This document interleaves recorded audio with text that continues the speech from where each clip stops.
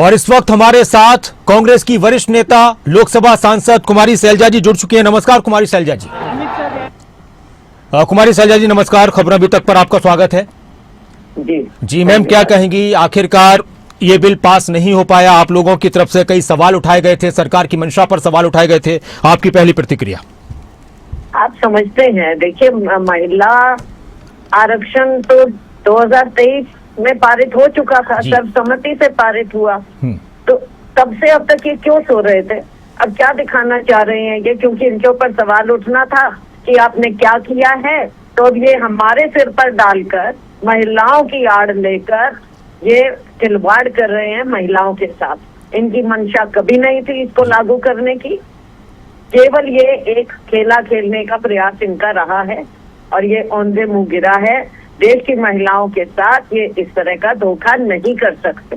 Ma'am, प्रधानमंत्री से लेकर गृह मंत्री की तरफ से एक बात बार बार कही जा रही थी कि देश की जनता देख रही है, महिलाएं देख रही है कि विपक्ष का रवैया क्या है, और जब आप चुनाव में जाएंगे तो आपको पता चलेगा, जब आप विरोध सहेंगे महिलाओं का। इस पर आप क्या कहेंगे? विरोध कब किया है? ये तो सर्वसम्मति से पारित किया और इसकी शुरुआत भी कांग्रेस पार्टी ने की थी। और जो ये आज बात कर रहे हैं कि इतनी लाख महिलाएं लोकल बॉडीज में हैं, तो वो किसके उससे हैं? हमारी शुरुआत से है, 73rd 74th अमेंडमेंट से हुआ, जो जमीन पर महिलाएं इस लेवल तक आई हैं कि आज सरपंच, चेयरमैन सब कुछ बन रही हैं। और हम कब से कह रहे हैं कि ये पारित होना चाहिए। हमारे नेताओं ने कितनी बार बीजेपी को कहा, 23 में ये पारित हुआ और नोटिफाई कल रात को कर रहे हैं। ये साफ दिख जाती है इनकी बात। मैम, एक और सवाल, आपका कहना था कि 543 जो मौजूदा सीटें हैं उसी पे आप आरक्षण को लागू कर दीजिए। सरकार का कहना था कि परिसीमन कराई जाएगी, सीटें बढ़ाई जाएंगी। इससे पब्लिक के बीच क्या संदेश जा रहा था, और विपक्ष को क्यों सरकार की मंशा गलत लग रही है?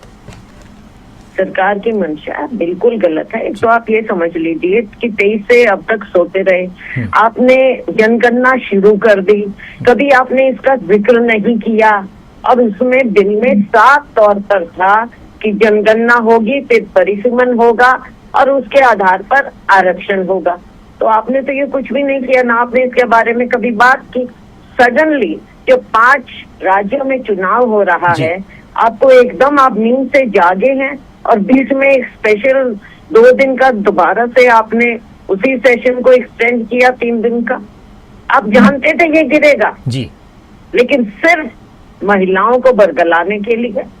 और ये दोहरी चाल इनकी साफ नजर आती है, ये दोहरी चाल औंधे मुंह गिरी है। मैम, आखिरी सवाल, अभी भी 2 राज्यों में चुनाव है, सत्ता पक्ष और विपक्ष को लेकर आपका अनुभव क्या कहता है? जनता के बीच, महिलाओं के बीच, खासतौर से इन दोनों राज्यों की महिलाओं के बीच क्या संदेश गया? महिलाएं इनको समझें कि चाहे भाजपा है, आज तक इनकी तो कोई अध्यक्ष महिला बनी नहीं है, ना आरएसएस में महिलाओं के लिए कोई जगह है। इनकी जो बेसिक आइडियोलॉजी है वो महिलाओं के खिलाफ है, केवल वोट की राजनीति ये करना चाहते हैं।